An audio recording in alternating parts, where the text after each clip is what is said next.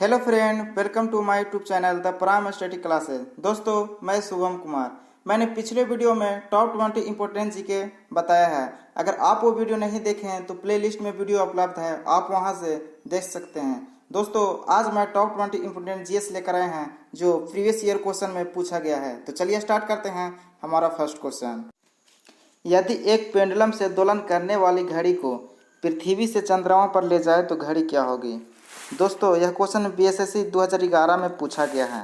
पहला ऑप्शन है कि सुस्त हो जाएगी, दूसरा है तेज हो जाएगी, तीसरा है पृथ्वी के समान समय देगी और चौथा है कार्य करना बंद कर देगी। दोस्तों, इसका राइट आंसर हो जाएगा ए, सुस्त हो जाएगी। सुस्त इसलिए हो जाता है क्योंकि चंद्रमा पर लोलक घड़ी ले जाने पर उसका वार्तकाल बढ़ जाएगा। क्यों बढ़ जाएगा? क्योंकि चंद्रमा पर जी का मान पृथ्वी के जी के मान से 1/6 गुना है, इसलिए चंद्रमा पर पेंडुलम घड़ी सुस्त हो जाएगी। चलिए नेक्स्ट क्वेश्चन, गैस से भरे गुब्बारों का नाखून की तुलना में सुई से फटना आसान क्यों होता है। दोस्तों, यह क्वेश्चन एसएससी 2015 में पूछा गया है। दोस्तों, गैस से भरे गुब्बारों को नाखून की तुलना में सुई से फटना आसान होता है क्योंकि सुई गुब्बारों पर नाखून की तुलना में अधिक दबाव डालती है।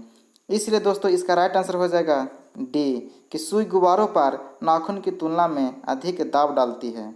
चलिए नेक्स्ट क्वेश्चन, लिफ्ट में मनुष्य का प्रत्यक्ष वजन वास्तविक वजन से कम कब रहता है। दोस्तों, यह क्वेश्चन एसएससी 2015 में पूछा गया है। ऑप्शन है कि जब लिफ्ट तेजी से नीचे जा रही है, जब लिफ्ट समान गति से नीचे आ रही है, जब लिफ्ट समान गति से ऊपर जा रही है, या जब लिफ्ट तेजी से ऊपर जा रही है। दोस्तों, इसका राइट आंसर हो जाएगा ए, जब लिफ्ट तेजी से नीचे जा रही है। दोस्तों, अगर आप कभी लिफ्ट में गए हैं और आपने देखा होगा कि जब नीचे से ऊपर की तरफ जा रहे हैं तो शायद आपको वजन अपने शरीर से ज़्यादा लगता होगा, परंतु जब आप लिफ्ट से नीचे की तरफ आ रहे होंगे तो आपको ऐसा लगता होगा कि आपका जो वजन है वह कुछ कम महसूस होता होगा। और कुछ अगर आप अंदर की फीलिंग को देखेंगे तो हल्का हल्का सा महसूस हो रहा होगा, क्योंकि जो लिफ्ट के द्वारा शरीर पर प्रतिक्रिया बल होता है वह प्रतिक्रिया बल कम हो जाता है, जिसके वजह से हमें वजन में कमी महसूस होती है। चलिए नेक्स्ट क्वेश्चन, निम्नलिखित में से कौन सी मात्रा जड़त्व का माप है। दोस्तों, इसका राइट आंसर हो जाएगा सी, द्रव्यमान का। दोस्तों, वेग का एसआई मात्रक होता है मीटर पर सेकेंड और त्वरण को होता है मीटर पर सेकेंड स्क्वायर। दोस्तों, यह क्वेश्चन एसएससी 2012 में पूछा गया है। चलिए नेक्स्ट क्वेश्चन, एक धावक लंबी छलांग लगाने से पूर्व कुछ दूरी तक दौड़ता है, क्यों।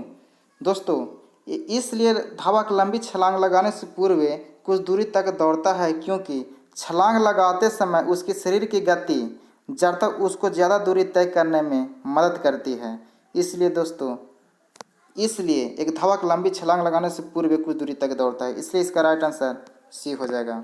चलिए नेक्स्ट क्वेश्चन, भिन्न भिन्न द्रव्यमान के दो पत्थरों को एक भवन के शिखर से एक साथ गिराया जाता है तो क्या होगा। दोस्तों, इसका पहला ऑप्शन दिया गया है कि छोटा पत्थर जमीन पर पहले पहुंचता है, या बड़ा पत्थर जमीन पर पहले पहुंचता है, या दोनों पत्थर जमीन पर एक साथ पहुंचता है, या दोनों पत्थर की रचना पर निर्भर करता है।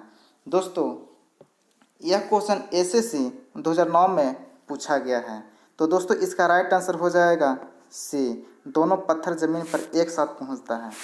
दोस्तों, आप सभी ने शायद यह देखा होगा कि विभिन्न भार वाली वस्तु को अगर एक साथ पृथ्वी पर गिराया जाए तो दोनों वस्तु के गिरने का समय एक ही होगा। आखिर ऐसा क्यों होता है? और शायद बहुत से लोग ये भी कहेंगे कि यह गलत है, यह तो हो ही नहीं सकता। अलग अलग वजन की वस्तु के एक साथ गिराया जाए धरती पर तो एक साथ गिरे, उनको यह लगता है कि ज़्यादा भार वाली वस्तु पहले ही गिरेगी, पर ऐसा नहीं है। और एक बात पहले मुझे यह भी लगता था कि ज़्यादा भार या वजन वाली वस्तु धरती पे पहले गिरेगी क्योंकि उनका वजन ज़्यादा होता है।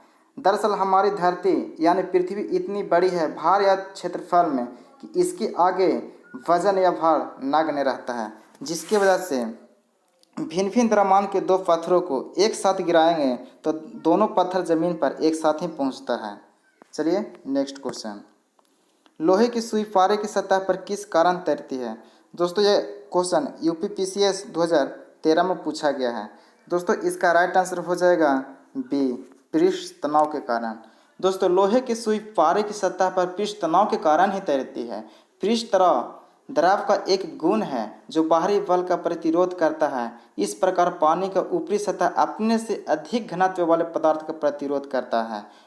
लोहे की सुई पर भी यह कार्य करती है। चलिए नेक्स्ट क्वेश्चन। 100 वाट का बिजली का बल्ब यदि 10 घंटे जले तो बिजली का खर्च क्या होगा। दोस्तों यह बीपीएससी 1996 में पूछा गया है। दोस्तों इसका हम सोल्यूशन यहाँ पे दे रहे हैं, आप यहाँ से देख सकते हैं। इसका राइट आंसर हो जाएगा 1 इकाई। चलिए नेक्स्ट क्वेश्चन। विद्युत उत्पन्न करने के लिए कौन सी धातु का उपयोग होता है। ऑप्शन दिया गया है यूरेनियम, लोहा, तांबा, एल्युमिनियम। दोस्तों इसका राइट आंसर हो जाएगा यूरेनियम। दोस्तों विद्युत उत्पन्न करने के लिए यूरेनियम धातु का उपयोग किया जाता है। ऊर्जा के स्रोतों से एक विद्युत शक्ति का निर्माण विद्युत उत्पादन कहलाता है। व्यवहारिक रूप से विद्युत शक्ति का उत्पादन विद्युत जनरेटर के द्वारा किया जाता है। चलिए नेक्स्ट क्वेश्चन। किसने सर्वप्रथम यह दिखलाया कि प्रकाश तरंगों का विवर्तन होता है। दोस्तों ऑप्शन दिया गया है ग्रेमाल्डी, यंग, मैक्सवेल, फोकाल्ट। दोस्तों आपको पहले बता दूं कि विवर्तन किसको हम लोग बोलते हैं। जब प्रकाश व ध्वनि तरंगे किसी अवरोध से टकराती है तो वे अवरोध के किनारों पर मुड़ जाती हैं और अवरोधक की ज्यामितीय छाया में प्रवेश कर जाती है। तरंगों की इस प्रकार मुड़ने की जो घटना होती है उसी को हम लोग विवर्तन कहते हैं। दोस्तों इसका जो है सर्वप्रथम न्यूटन और ग्रिमाल्डी और टी यंग ने इस घटना पर ध्यान दिया था। न्यूटन और ग्रिमाल्डी प्रकाश के कणिका सिद्धांत के प्रवर्तक और अनुयायी भी थे। दोस्तों इसका राइट आंसर हो जाएगा ग्रिमाल्डी, ऑप्शन नंबर ए। चलिए नेक्स्ट क्वेश्चन। एक अंतरिक्ष यात्री अपने सपाटी को चंद्रमा की सतह पर छू नहीं सकता है क्योंकि। दोस्तों इसका राइट आंसर हो जाएगा सी, ध्वनि प्रचारित करने का माध्यम नहीं होता है। क्यों प्रचारित करने का माध्यम नहीं होता है? क्योंकि वहाँ पर ध्वनि प्रचारित करने का कोई माध्यम नहीं है। ध्वनि तरंगों के संचरण के लिए द्रव्यात्मक माध्यम होना जरूरी है, परंतु चंद्रमा के ऊपर वायुमंडल नहीं होने के कारण वहाँ द्रव्यात्मक मात्रा नहीं है, इसलिए चंद्रमा पर ध्वनि तरंगों का संचरण नहीं हो पाता है, जिससे चंद्रमा के धरातल पर दो व्यक्ति ध्वनि संचारित न होने के कारण एक दूसरे से बात को नहीं सुन पाते हैं। इसी की वजह से हम लोग को ध्वनि प्रचारित का माध्यम नहीं होता है, जिससे सपाटी वहाँ पे सुन नहीं पाते हैं। चलिए नेक्स्ट क्वेश्चन। यह क्वेश्चन यूपीपीसीएस 2001 में पूछा गया क्वेश्चन है। चलिए नेक्स्ट क्वेश्चन। डेसिबल इकाई का प्रयोग किया जाता है। यह क्वेश्चन एसएससी 2005 में पूछा गया है। दोस्तों डेसिबल एक लघुगणकीय इकाई है जो शक्ति और ध्वनि तीव्रता आदि भौतिक राशियों के लिए प्रयुक्त होता है।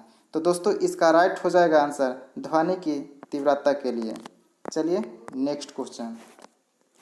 पृथ्वी एक बहुत बड़ा चुंबक है, इसका चुंबकीय क्षेत्र किस दिशा में विस्तृत होती है। दोस्तों यह क्वेश्चन एसएससी 2012 में पूछा गया है। दोस्तों इसका राइट आंसर हो जाएगा डी, दक्षिण से उत्तर। आप यहाँ फिगर में देख सकते हैं। चलिए नेक्स्ट क्वेश्चन। निम्न में से कौन सा मिश्रण नहीं है। दोस्तों ऑप्शन दिया गया है ग्रेफाइट, कांच, इस्पात। दोस्तों इसका राइट आंसर हो जाएगा ग्रेफाइट। ग्रेफाइट अधातु होकर भी बहुत मुलायम और विद्युत का चालक होता है। दोस्तों और जो पीतल है, पीतल एक मिश्र धातु है। यह तांबा एवं जिंक धातुओं को मिश्रण से बनाया गया है। चलिए नेक्स्ट क्वेश्चन। निम्न में कौन सा रासायनिक यौगिक है। दोस्तों ऑप्शन दिया गया है वायु, ऑक्सीजन, अमोनिया, पारा। दोस्तों इसका राइट आंसर हो जाएगा अमोनिया, ऑप्शन नंबर सी। दोस्तों अमोनिया एक तीक्ष्ण गंध वाली रंगहीन गैस है। यह हवा से हल्की होती है तथा इसका वाष्प घनत्व 8.5 है। चलिए नेक्स्ट क्वेश्चन। निम्नलिखित में से कौन सा विद्युत का चालक है। दोस्तों इसका राइट आंसर हो जाएगा सी, लवण जल। लवण जल और शुद्ध जल में क्या अंतर है, चलिए आपको बताता हूँ। जो शुद्ध जल विद्युत का कुचालक होता है, जबकि लवण जल विद्युत का सुचालक होता है। दोस्तों प्रकृति से प्राप्त नदी, तालाब, कुआं या भूमिगत पानी में खनिज लवण घुले होते हैं। यह पानी को आयनित कर देता है, जिससे उसमें इलेक्ट्रॉन प्रवाहित हो सकते हैं। इलेक्ट्रॉनों को प्रवाह होने की वजह से हम लोग बिजली का बहाना भी कहते हैं उसको, लवण जल को। चलिए नेक्स्ट क्वेश्चन। प्रयोगशाला में संश्लेषित किया गया पहला कार्बनिक यौगिक था। दोस्तों ऑप्शन इसमें दिया गया है lactic acid, glucose, urea, uric acid. दोस्तों इसका राइट आंसर हो जाएगा यूरिया।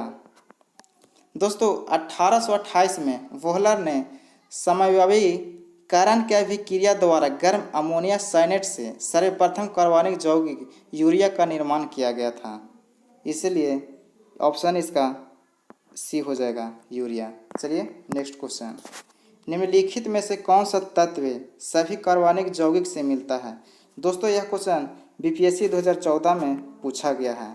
ऑप्शन दिया गया है कार्बन, कैल्शियम, नाइट्रोजन, ऑक्सीजन। दोस्तों इसका राइट आंसर हो जाएगा ए कार्बन। कार्बन सर्वाधिक यौगिक का निर्माण करता है, जबकि हाइड्रोजन, नाइट्रोजन, ऑक्सीजन कम क्रियाशील तत्व हैं। चलिए नेक्स्ट क्वेश्चन। वायु में कौन सी नोबेल गैस नहीं है।